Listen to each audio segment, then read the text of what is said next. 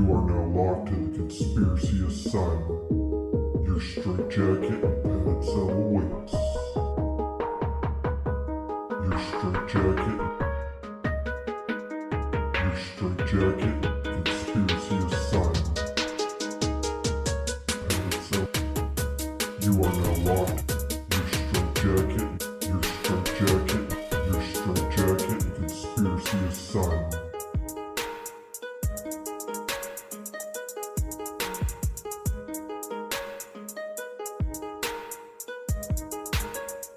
You are now locked in Conspiracy Asylum. Your straitjacket and padded cell awaits.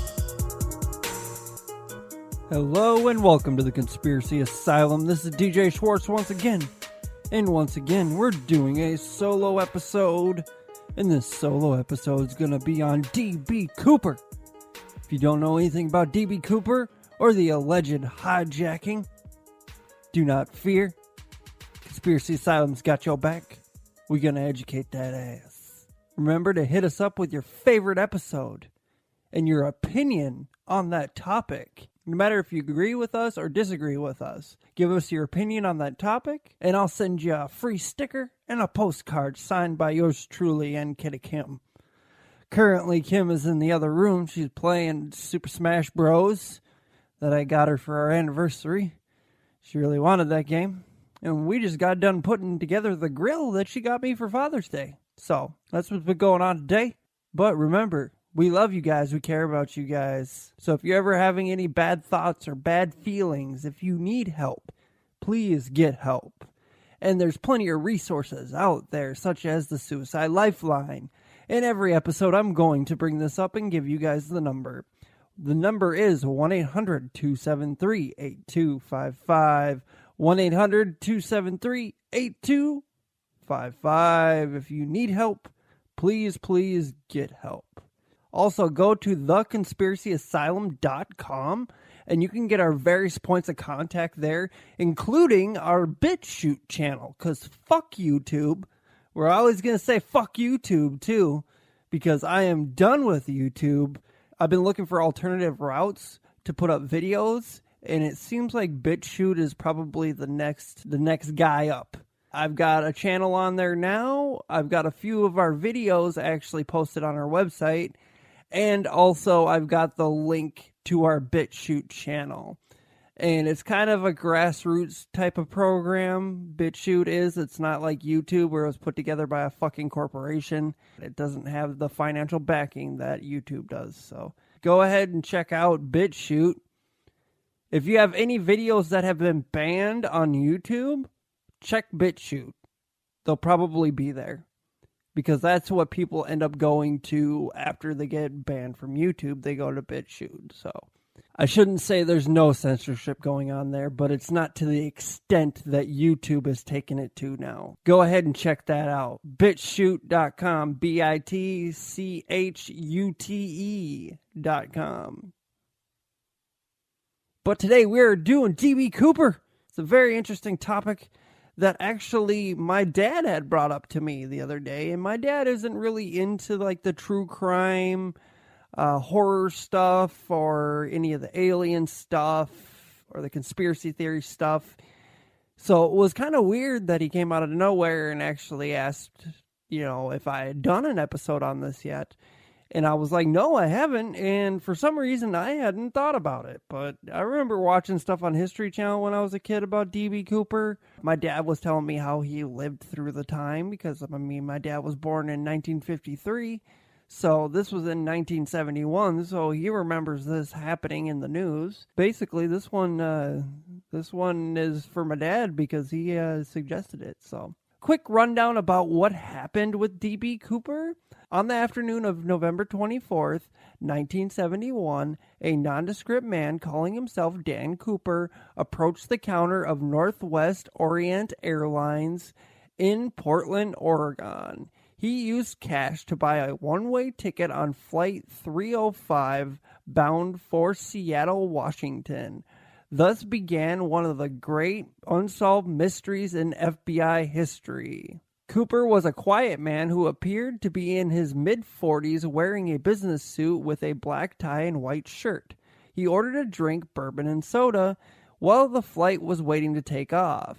A short time after 3 p.m., he handed the stewardess a note indicating that he had a bomb in his briefcase and wanted her to sit with him. The stunned stewardess did as she was told. Opening a cheap attaché, Cooper showed her a glimpse of a mass of wires and red-colored sticks and demanded she write what he told her to write. Soon she was walking a new note to the captain of the airplane that demanded 4 parachutes and $200,000 in $20 bills. When the flight landed in Seattle, the hijacker exchanged the flight's 36 passengers for the money and parachutes. Cooper kept several crew members, and the plane took off again, ordered to set a course for Mexico City. Somewhere between Seattle and Reno, a little before 8 p.m., the hijacker did the incredible. He jumped out of the back of the plane with a parachute and the ransom money. The pilots landed safely, but Cooper had disappeared in the night, and his ultimate fate remains a mystery to this day. It's kind of crazy how this guy got away with this. If he lived, he completely got away with it, and he got $200,000 to fucking prove it, which is absolutely nuts because in today's money, that's over $1 million. If you want to do the calculator online and be exact, you can, but from the sounds of it, it was a little bit over $1 million in today's money. In $20 bills. Imagine that. $200,000 is a lot in today's money. And that's how much he got back in 1971. That was enough for him to live the rest of his life on. Easily. And we're going to go through kind of a little bit of a timeline here of events leading up to the day of the hijacking. More breakdown of the day of the hijacking. And the several things afterwards, because the actual story of D.B. Cooper is like a small little part of the whole big picture of the D.B. Cooper case, because there are so many suspects. There's one specific letter that has been examined over and over again, and it's not the ransom note. The actual ransom note is surprisingly hard to find on the internet. I wasn't able to find the actual original ransom note. There's a lot of people that quote the ransom note, and I'm wondering where they're getting the quote from, because there isn't really a place to get the ransom note. I went to the FBI website, and the FBI website did not have the ransom note also. So that must be something that's still either classified or it was destroyed or something like that, because it's not really available online as far as I know. And the amount of evidence in this case, too, is surprising. There is a lot of real evidence. There's even DNA evidence. There's an entire website dedicated to convicting one guy of being D.B. Cooper. And this guy actually died in 2014, I do believe. I do believe all the suspects for D.B. Cooper are dead now. All the ones that were big names, at least. One of them was Walter Ricca, is one we're going to talk about. There's Kenneth Christensen, Lynn Doyle, Dwayne Weber, and Richard McCoy. And Richard McCoy was actually a guy that hijacked another plane. We'll go through that. And there were 3 separate confessions, too, by 3 separate people. And we'll go over those, too. So we're going to start out here with the timeline. Let's start out 1931. February 21st, 1931. Now, this is 40 years before the hijacking, the infamous D.B. Cooper hijacking. February 21st, 1931 is the date of the very first hijacking in America by Peruvian rebels that demanded the pilot of a Ford tri-motor craft fly over Lima so they can drop political leaflets. They didn't even want money. They didn't want to kill nobody. They wanted to drop leaflets over Lima. Pretty fucked up. Actually, it wasn't the first skyjacking in America. It was the first skyjacking really recorded, period. So you got to think 1931, we're not that far into inventing airplanes. I mean, airplanes were only invented, 20 years before this? That's not a very advanced aircraft there. And obviously security wasn't that tight because not that many people had airplanes. So much less even being able to ride on one. Now, May 1st, 1961, in the first American skyjacking, Antulio Ramirez Ortiz holds a knife to a pilot's throat and points a gun at the co-pilot of a national airlines flight en route to Key West. He is busy up there.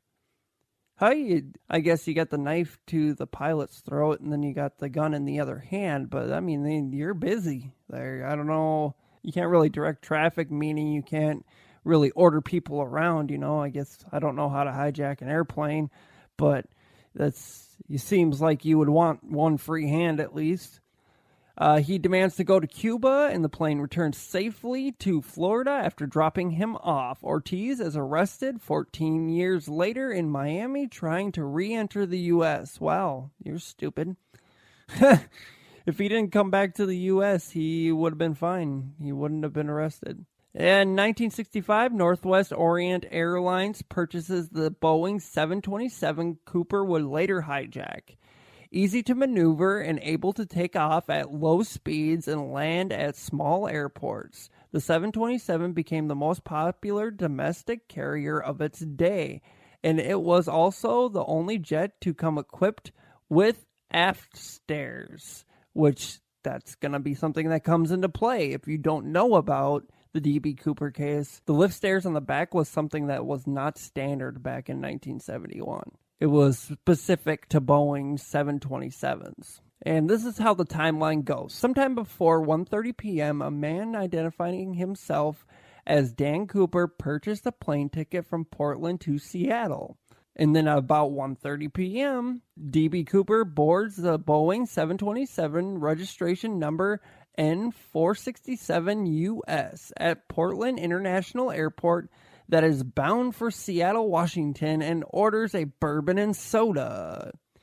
I guess for the people that don't live in America, I guess you might not know where Portland, Oregon, and Seattle are, but that's pretty much driving distance. Now, 2:50 p.m., the Boeing 727 takes off according to schedule.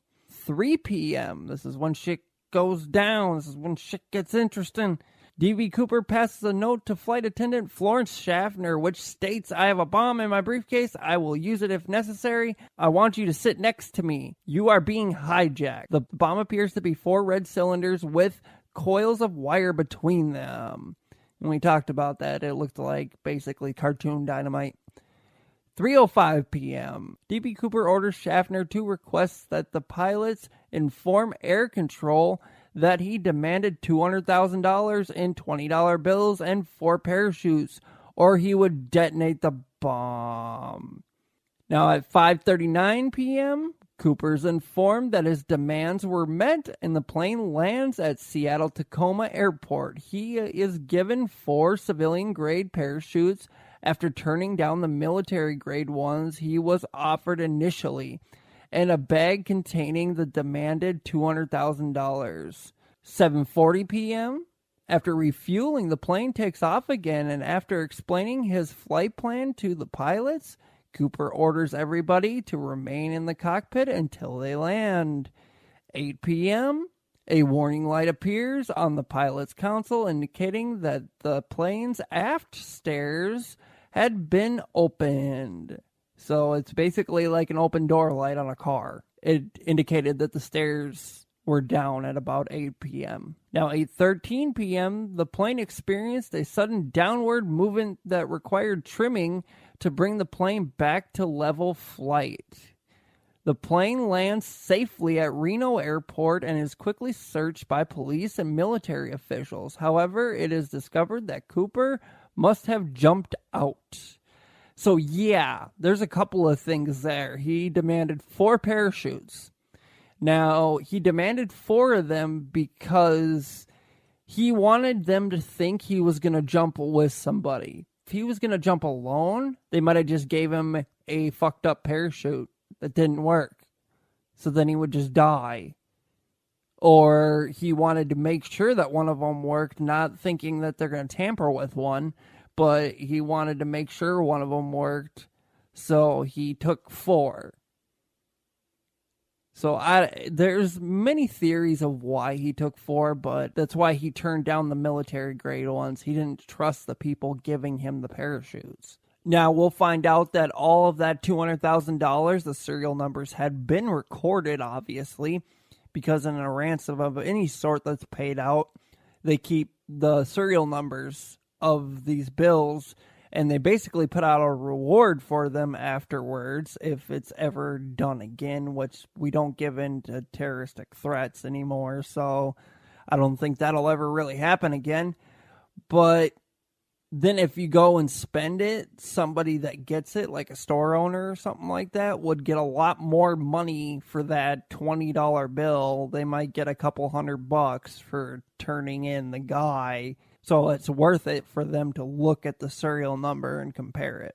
And this flight attendant, this Florence Schaffner, sorry if I'm butchering her name or whatever, but that's what it looks like, is Schaffner.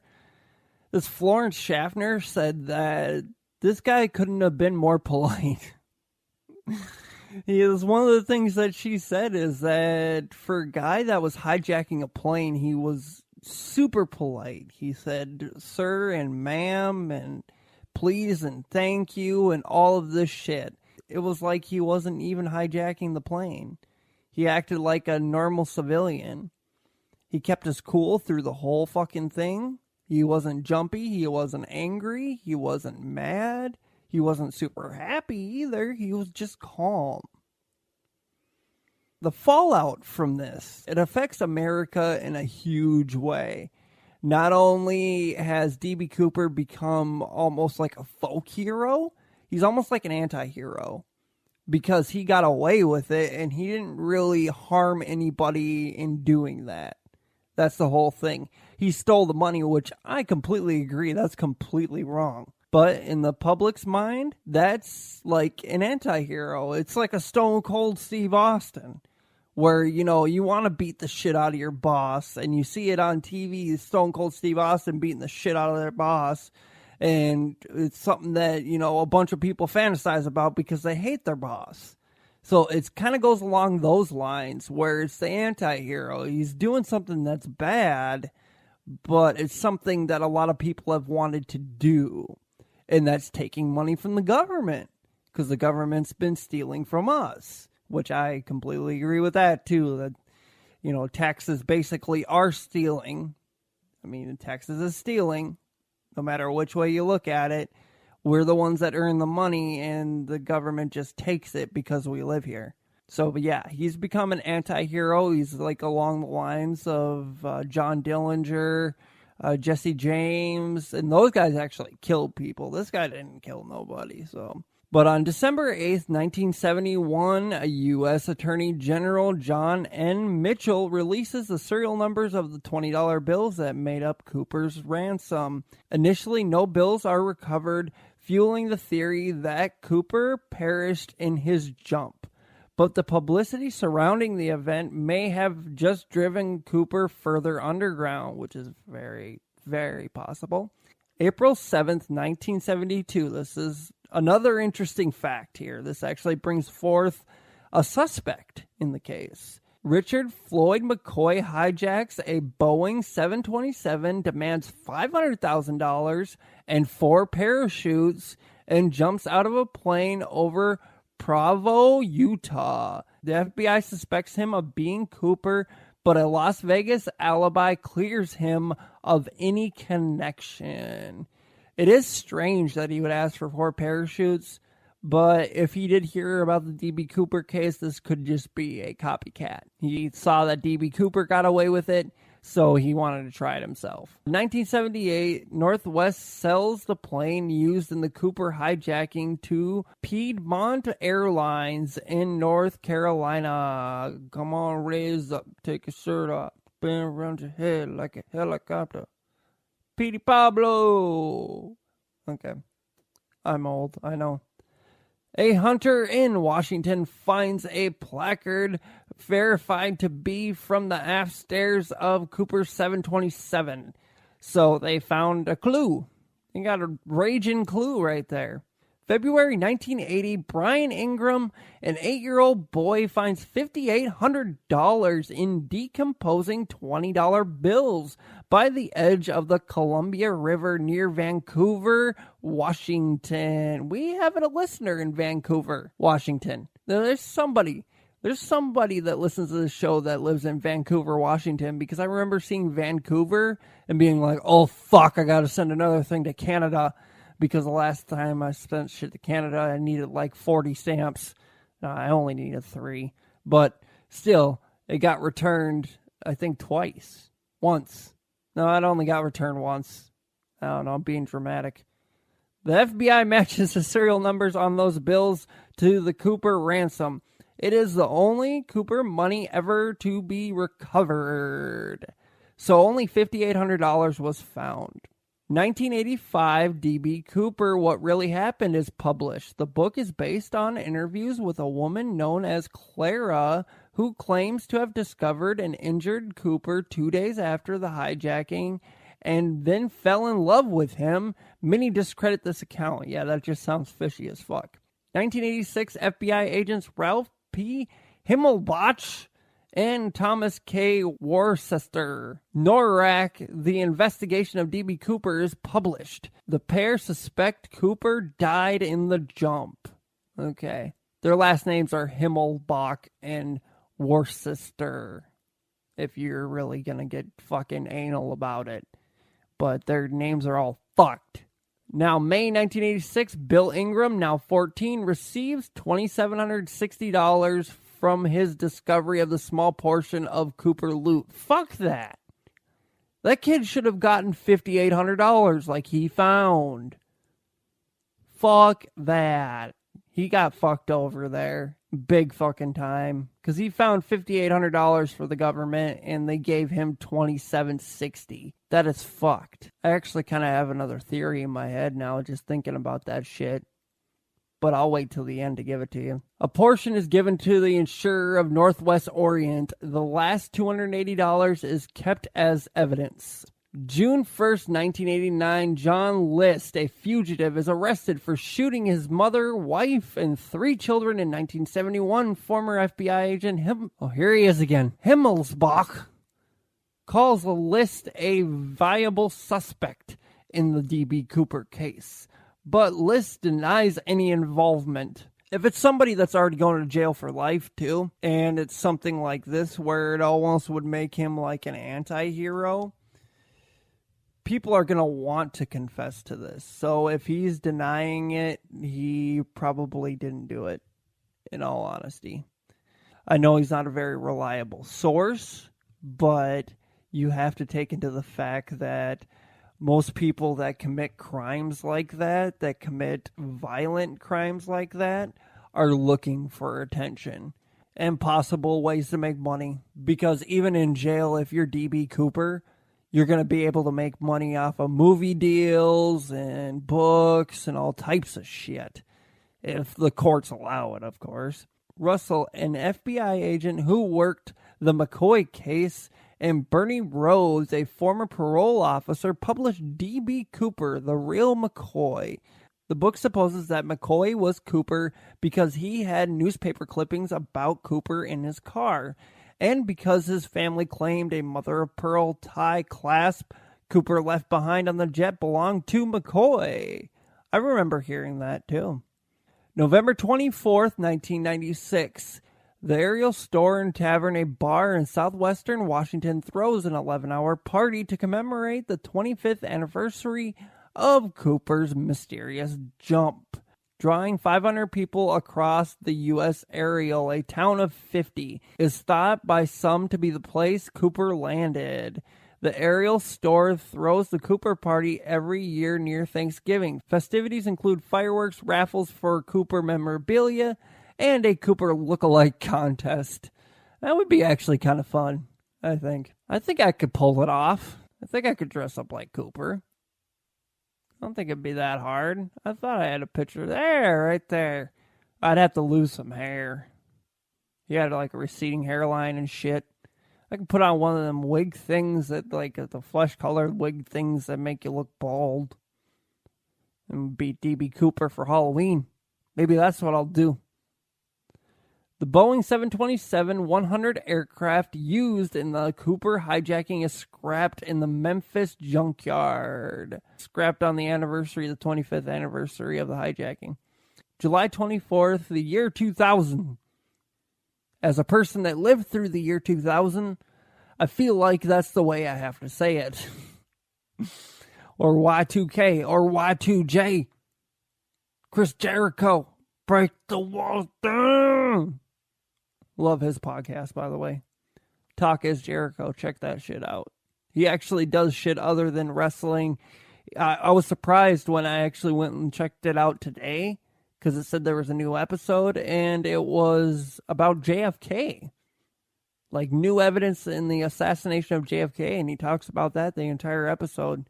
Guy is really smart. He doesn't get enough credit, that's for damn sure. July 24th, the year 2000, a U.S. News and World Report article states that Dwayne L. Weber confessed to being D.B. Cooper on his deathbed. Weber's wife recalls compelling circumstantial evidence about him, but the FBI dismisses him as a suspect after analyzing fingerprints and DNA samples. 2007, Lyle Christensen contacts the detectives at Sherlock Investigations, a PI agency on the Upper West Side, claiming his brother Kenny is without a doubt Cooper. You know how many people have like sold their brothers out thinking that they're some type of serial killer or they're DB Cooper is a big one. There's been so many people that have been accused of being DB Cooper. There's like 4,000 DB Coopers, apparently. So, and Dan Cooper seems like it would just be a popular name. It's probably why the guy used it. I think it's kind of funny, a little bit creative that this PI agency is named Sherlock Investigations, though.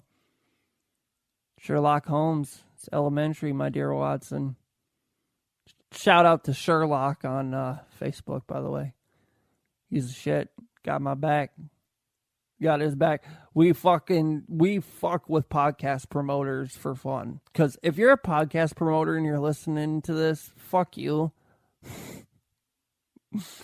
Oh my God, it's the most worthless thing you could ever do when it comes to podcasts. You're basically leeching off other people's podcasts. You don't have good enough ideas yourself, or you just don't have the balls to even try. I'm not saying I'm the best at podcasting or even close to the best, but at least I have the balls to try it.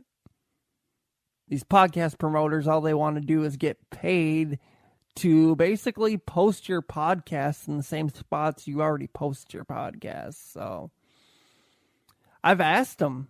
I haven't got any answers of what they would do that I haven't done already. I asked them, where would you post that I haven't already thought of? Like when it comes to regular social media, do you have a secret network? Do you have other resources? Like, can you get me promoted on iTunes? Can you get me promoted somewhere big, like CastBox?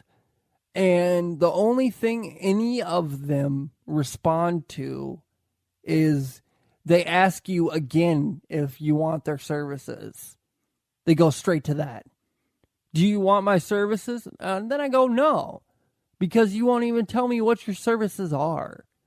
So podcast promoters, fuck off. You will not get a dime out of me. Can't get a dollar out of me.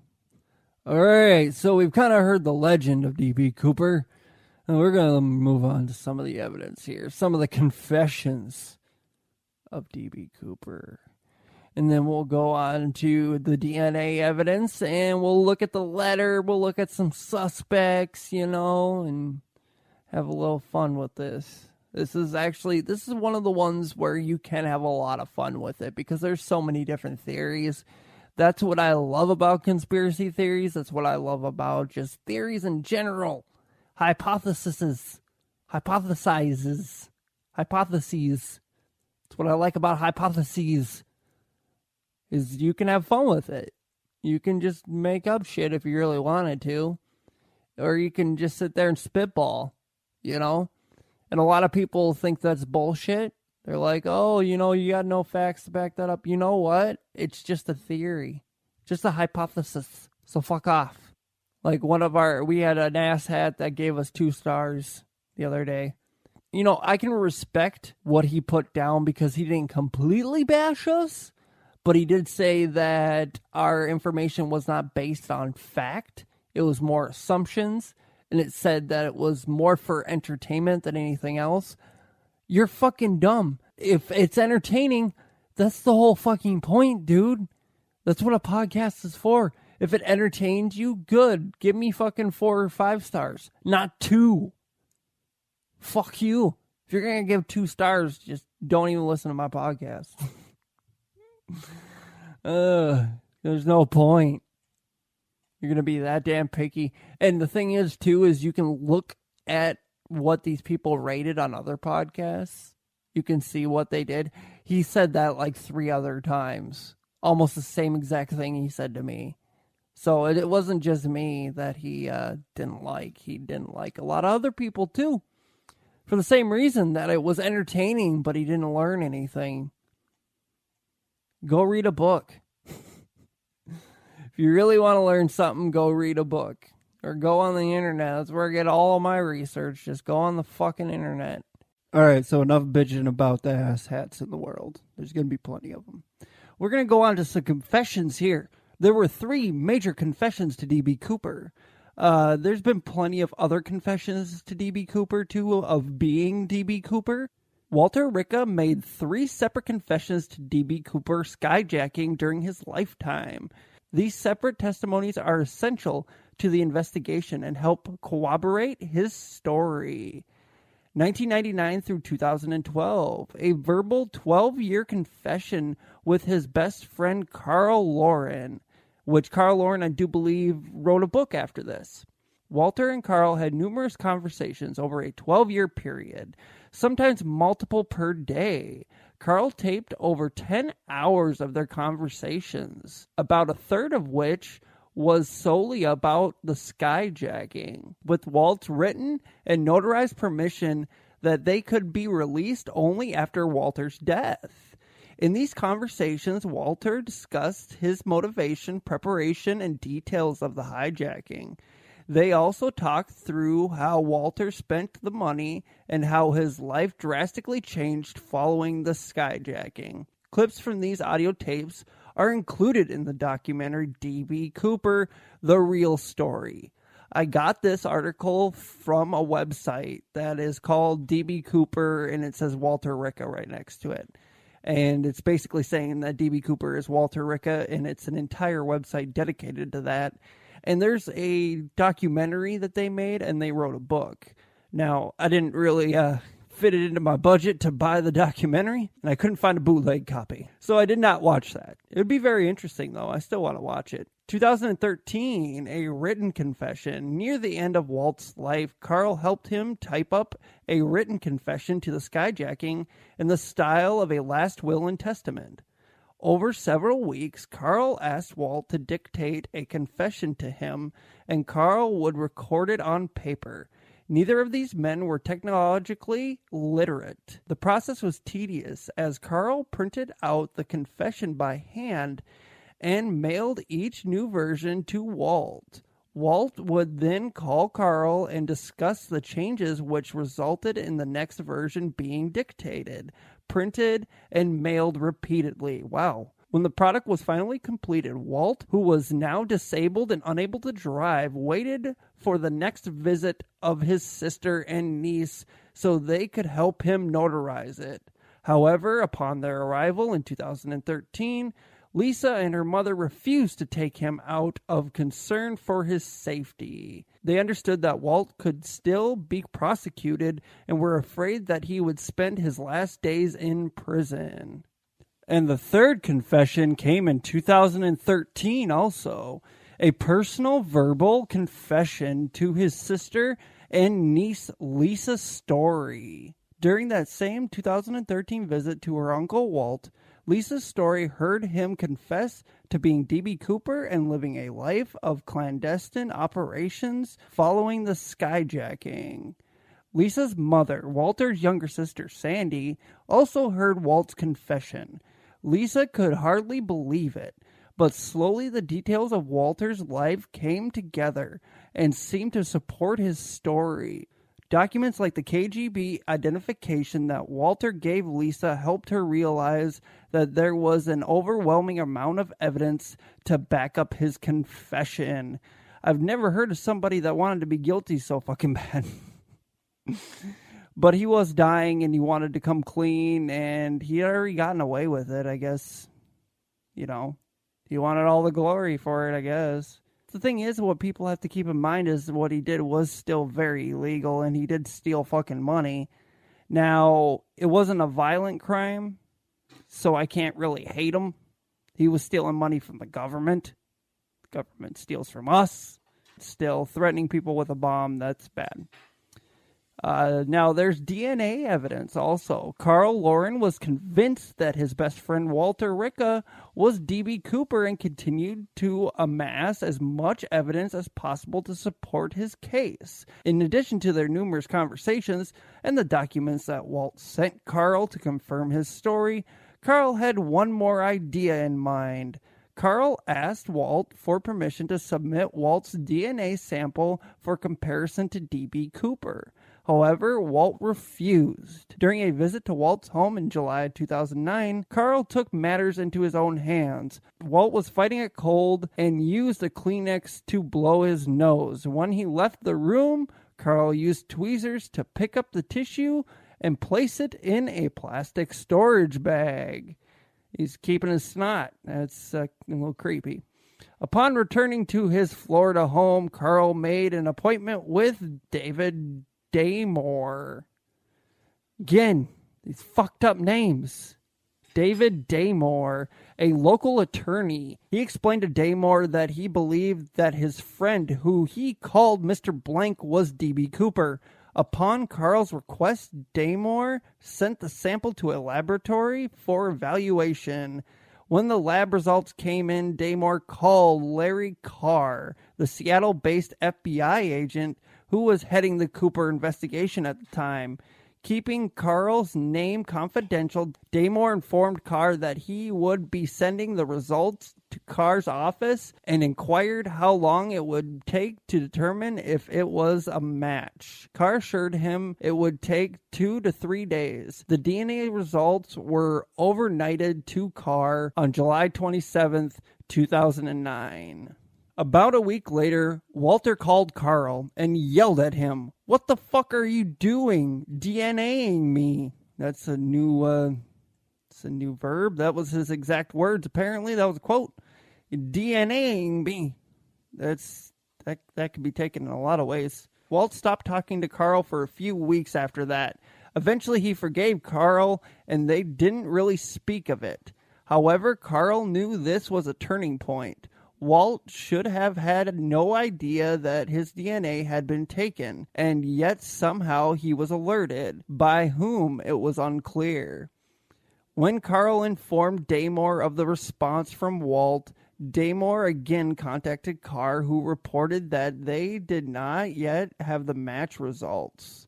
Daymore frequently emailed Carr to get the results. Finally, on October 8th, 2009, 74 days later, Carr sent an email to Daymore indicating that the DNA did not match. The result was not unexpected. Even if a match had been confirmed, Carl was sure they would not reveal it. Someone had alerted Walt about the DNA test, and that was fascinating in and of itself. In addition, the 74-day delay was a far cry from the 2 or 3 days that had been promised. If anything, the denial was just one more confirmation that Walt's story was true.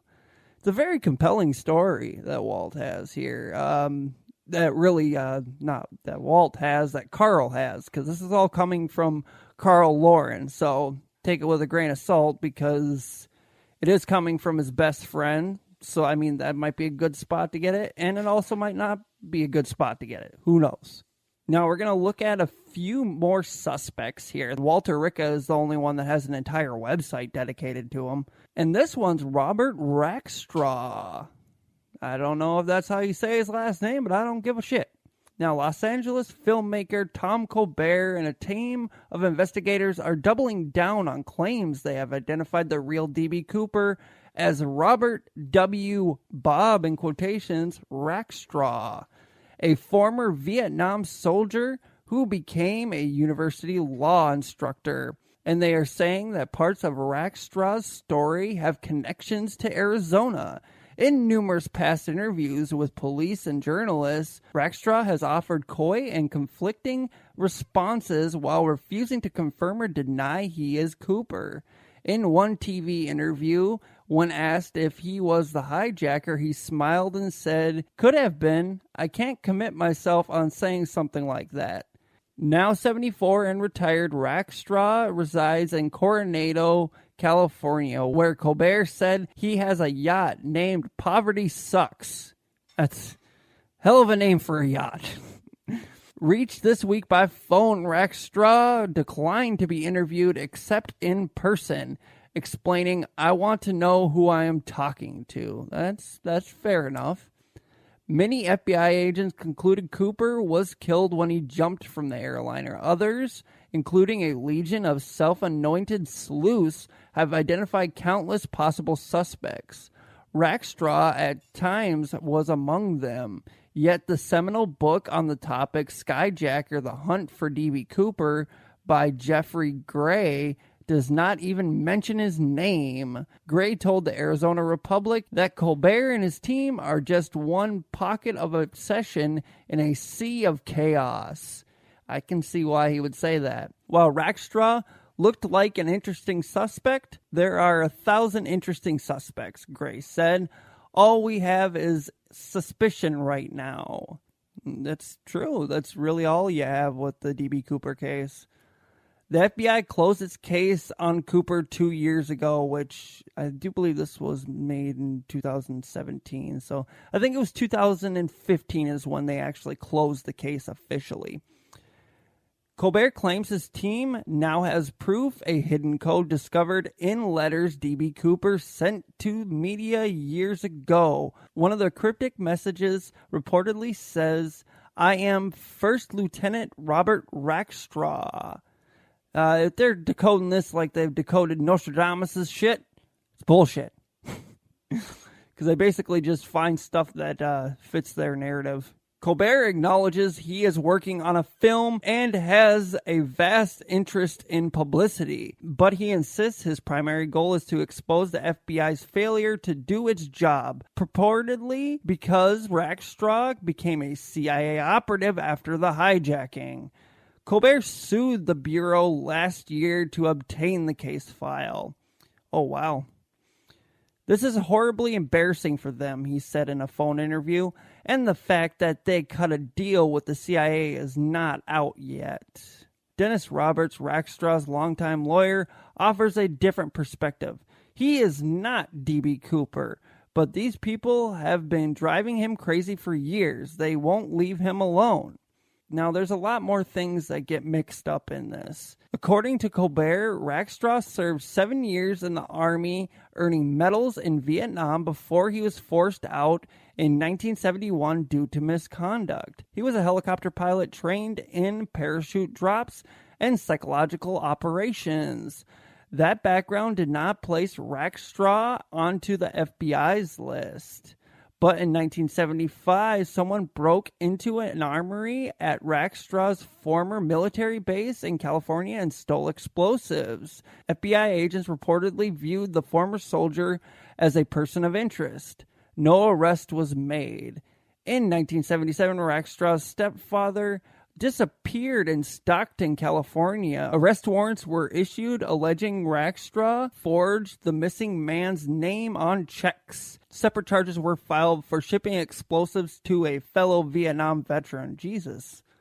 While awaiting trial, Rackstraw vanished. Two Stockton detectives realized he not only resembled FBI sketches of D.B. Cooper, but had a skill set of skyjacking. They tipped off an FBI agent. A file was opened. In 1978, the fugitive was traced to Iran, where he was training pilots for the Shawnee.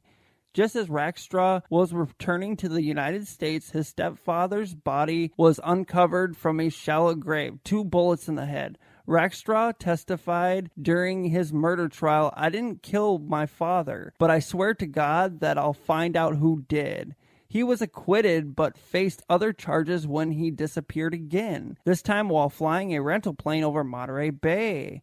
Rackstraw issued a mayday call and announced he was ditching the aircraft. No wreckage or body was found. Rackstraw was rearrested a few months later. Media reported the captured fugitive might be linked to the 1971 skyjacking.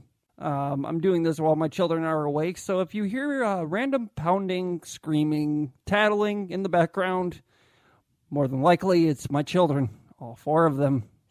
But you might be wondering, what is Rackstraw's connection to D.B. Cooper? The Cooper connection.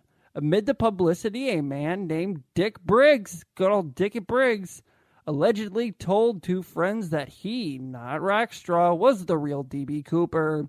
One of those friends, Ron Carlson, told The Republic their conversation occurred in 1979. The Republic was a newspaper. Carlson said the men were at a party in Portland when Briggs pointed out a young couple and predicted they, along with their son, would soon discover, in quotations, buried along the Columbia River, cash from the airline heist. Carlson said he thought the whole thing was a fabrication until a few days later when the couple and a boy appeared on TV newscasts with $5,800 reportedly found on the river's bank while digging a fire pit. The bill's numbers traced to the hijacking, which, like we said, those were the only bills that were found from the hijacking. Carlson, who now lives in Meadowview, said he didn't tell anyone about Briggs's story until 2011 when he described the saga to a camera operator who worked for Colbert. Yeah. The disclosure led to 5 years of investigation by a team of 40 former law enforcement officers. Colbert said Briggs did not fit the description of the hijacker, but they learned he was a Rackstraw associate and came to believe money from the hijacking was planted to remove suspicion from Rackstraw.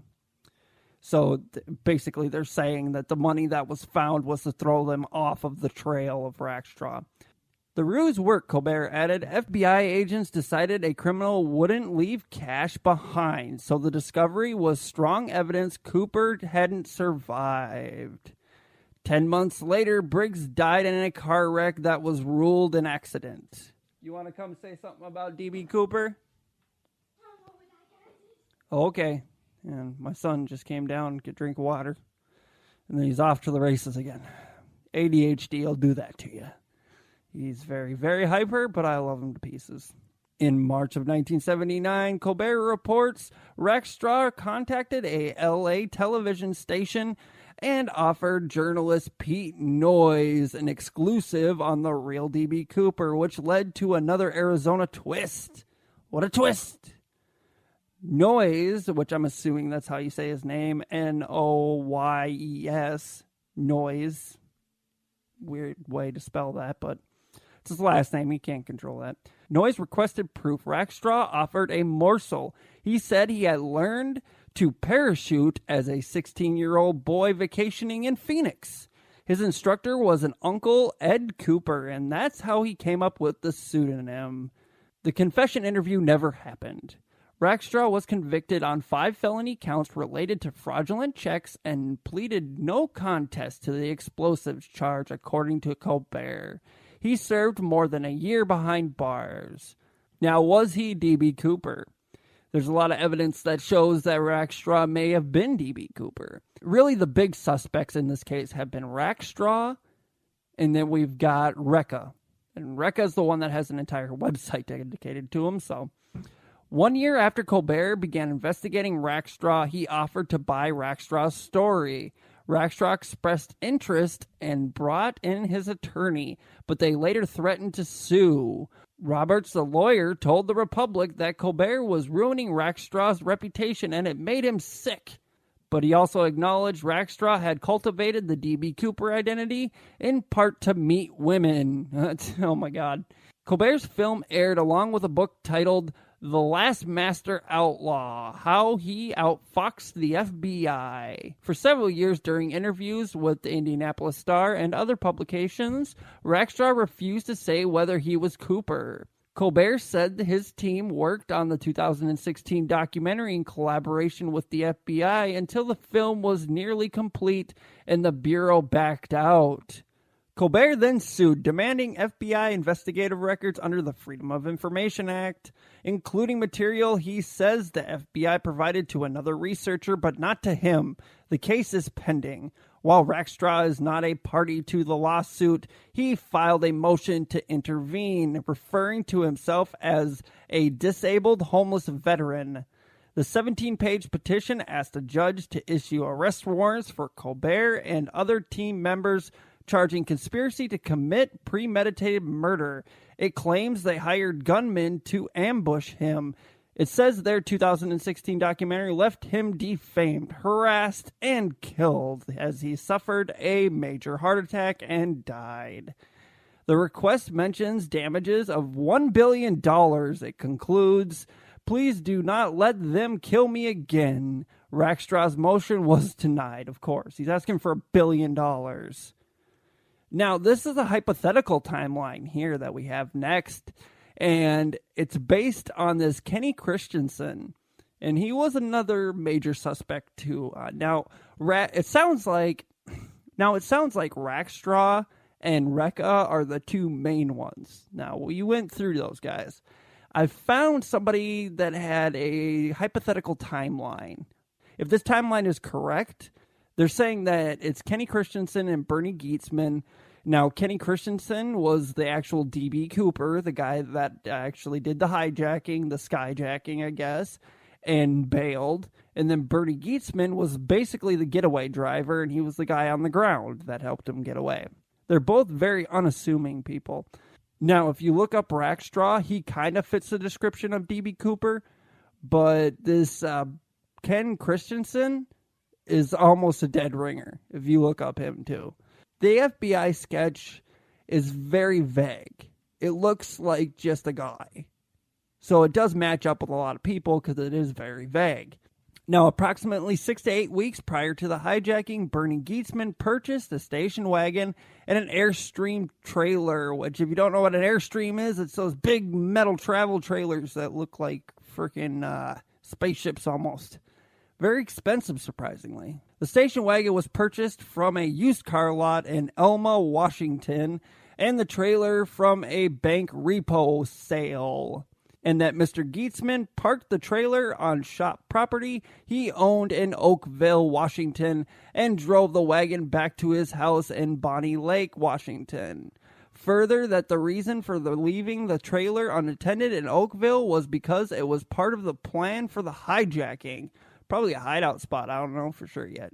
Kenny Christensen constructed a phony bomb in Gietzman's garage approximately 2 weeks prior to the hijacking and was seen doing this by Gietzman's niece. Further, that the niece did not associate with the project, in quotations, Kenny was working on at the time with the hijacking until she saw the decoded program on Christensen in 2011. Lastly, that Denise related this story in great detail for the upcoming documentary by Minnow Films titled The Mystery of D.B. Cooper. Sometime on Tuesday, November 23rd, 1971, day before the hijacking, Christensen and Gietzman left the Bonnie Lake area together in Gietzman's station wagon and drove to the shop property in Oakville that was owned by Gietzman, where the men stayed in the trailer overnight and made their final plans regarding the hijacking. The next day, November 24th, both men drove to Portland International Airport and Christensen was dropped off there by Mr. Gietzman, who then returned to wait in the trailer in Oakville. Christensen approached the ticket agent at Northwest Airlines and asked whether the flight scheduled to Seattle that day was a Boeing 727, and that the reason he did this is because Gietzman, a former employee of Boeing who had worked on the 727 years before, had told him it was possible to open the rear air stairs in flight. Ice cream. You scream. I scream out my butthole. Caramel ice cream. My woman just got back from grocery shopping and she stopped at Culver's and got me caramel ice cream. Now, the reasoning for that was that Gietzman was a former employee of Boeing and he had worked on the 727 years ago and had told him it was possible to open the air stairs in flight. And further, that the jet would still have flight capabilities since Gietzman had seen this test done at Boeing Seattle on a 727 while it was in development. So he knew that it could do this, allegedly. Christensen then bought a ticket to Seattle on the same flight for about $20 and boarded the aircraft. I wish it was that cheap now. We take vacations all the time. And hijacked it soon after it departed from Portland. In addition, he boarded wearing a cheap suit, loafers, sunglasses, a paper bag with unknown items in it, and wearing a toupee he had worn previously on special occasions. You can have a paper bag with unknown items in it? That would not fly in a post 9/11 world that we live in now. Everything gets scrutinized, you know?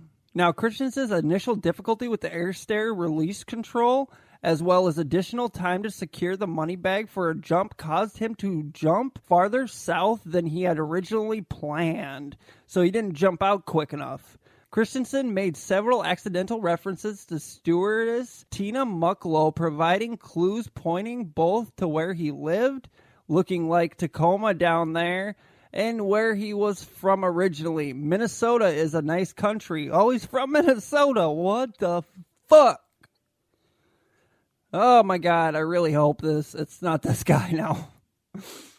Christensen also accidentally made a key reference to knowing where the portable oxygen bottles on Flight 305 were stored. Since the location of these bottles varies depending on the airline, it is an indicator that the hijacker was probably an employee of Northwest Airlines. Because Christensen was a former Army paratrooper, he tied the money bag tightly and then secured a separate cord to his waist that connected to the bag, similar to the paratrooper method. Once no flight crew members were within sight, Christensen switched out his loafers for a pair of heavy shoes from the paper bag, secured whatever other items were in the bag, and then opened the air stairs. Further, he threw the non-working dummy parachute, the briefcase with the phony bomb, and the remains of the paper bag out the rear of the craft.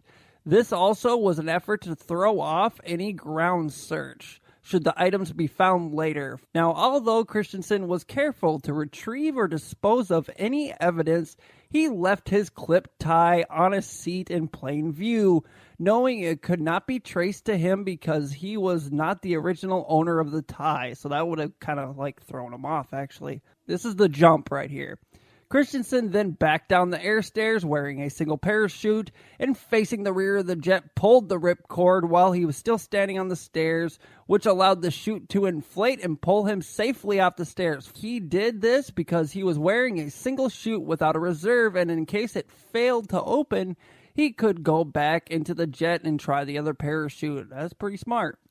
Christensen landed safely somewhere between Ariel and Amboy in southwest Washington. He then disconnected the harness and container from the main canopy, buried the canopy in a location later discovered by the FBI in 2008, and used the container to carry out the ransom cash. The money bag and harness was disposed of elsewhere. Christensen made his way to the main road sometime the next morning and used a payphone to contact Gietzman at the shop building in Oakville. Gietzman then met up with Christensen later and picked him up, probably towing the Airstream trailer. Lastly, that Christensen and the ransom money were hidden in the trailer while Gietzen drove both men back to Boney Lake. Boney Lake area. The main reason these men were never investigated or became suspects in the case is because the FBI did not do background checks on Northwest Airlines employees after the hijacking, although they were instructed to do so by superiors. The reason was because the FBI agent Ralph Himmelbach, we already talked about him before, Himmelbach, believed such an effort covering thousands of employees would be a waste of time and resources. We already talked about him a little bit. Soon after the hijacking, Gietzman snapped a photo of Christensen walking through the front door of Christensen's apartment, and that Christensen is shown in the picture carrying a briefcase and a paper bag similar to the ones carried by the hijacker, and that this photo was discovered after Christensen died.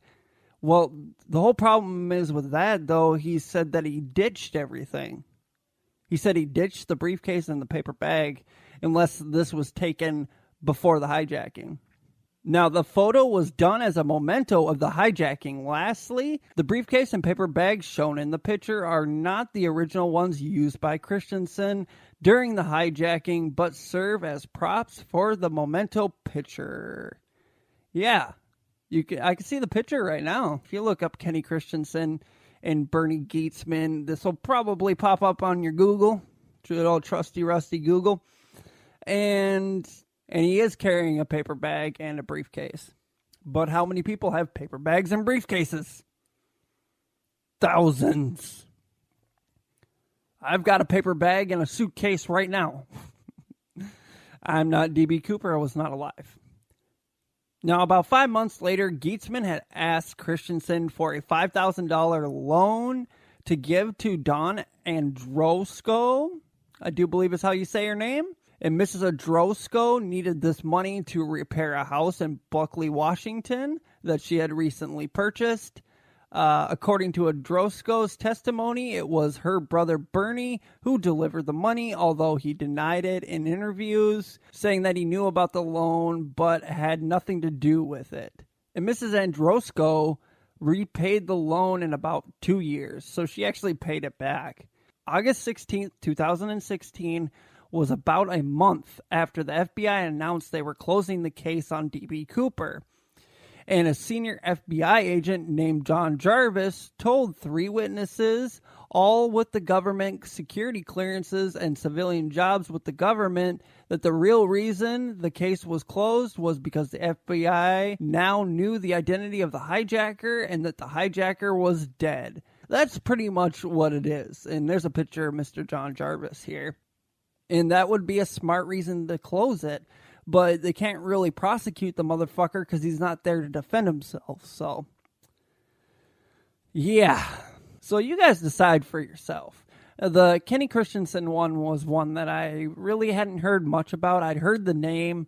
I didn't really hear much about it. But I guess it's time for me to give my opinion. Now, my opinion, after looking at all the evidence, everything, if I had to pinpoint one of these guys, I'm going to go with Walter Ricca. Walter Ricca seems like the guy that did it. There's so much evidence against him. There's a lot of witness testimony. There's a lot of circumstantial evidence. It's all circumstantial evidence. There isn't really any physical evidence. People say that there's physical evidence, but there's actually none. Which, in a lot of these cases, there's not going to be any. So that's Walter Ricca, and that's my story. I'm sticking to it. Now, to end the story here, I kind of wanted to read the note that, this is a note that D.B. Cooper had supposedly sent to one of the newspapers. And they've been trying to decode this thing, because they've been looking into it, thinking that there's a code in it. Sirs, I knew from the start that I wouldn't be caught.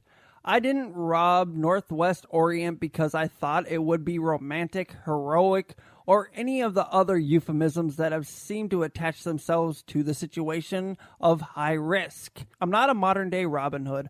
Unfortunately, do have only 14 months to live. My life has been one of hate, turmoil, hunger, and more hate. This seemed to be the fastest and most profitable way to gain a few fast grains of peace of mind. I don't blame people for hating me for what I've done, nor do I blame anybody for wanting me to be caught and punished, though this can never happen. Here are some, not all, of the reasons working against the authorities. I'm not a boasting man. I left no fingerprints. I wore a toupee. I wore putty makeup. So he's basically saying he had stuff on his face. They could add or subtract from the composite 100 times and not come up with an accurate description, and we both know it. I've come and gone on several airline flights already, and I am not holed up in some obscure backwoods town. Neither am I a psychopathic killer. As a matter of fact, I've never even received a speeding ticket. Thank you for your attention, D.B. Cooper. Wow. So if this is from D.B. Cooper, that's pretty crazy. They still don't know for sure if it is from him. And I gave my opinions. Now remember, we love you here at Conspiracy Asylum. We'll always love you. So suicide hotline numbers 1-800-273-8255. 1-800-273-8255. If you need help, please get help. You can also find the link to the Suicide Lifeline on our website, theconspiracyasylum.com. And a reminder also, if you want a free sticker and a postcard, go ahead and hit us up, theconspiracyasylum@gmail.com, or go to theconspiracyasylum.com where we have our various points of contact. And you could also check out our Patreon page. On our Patreon page, there's a link on our website. And $1 to $10 gets you 2 bonus episodes every month, plus ad-free episodes, plus a 15% off coupon to our Etsy store. And go check out our Etsy store. There's a link on our website for that too. theconspiracyasylum.com. Go check that shit out, guys. We love you here at Conspiracy Asylum. And a shout out to my homie Jordan, Yeti Stomp. Good old Yeti Stomp on SoundCloud. He did the new intro beat for us. I added the words to it, but he did the beat for us. Very generous of him. My daughter actually really likes the beat too, so good job, dude. We really like it here. We've been rocking out to it. Your padded cell is now open. You may leave. Bye, co-conspirators. Bye.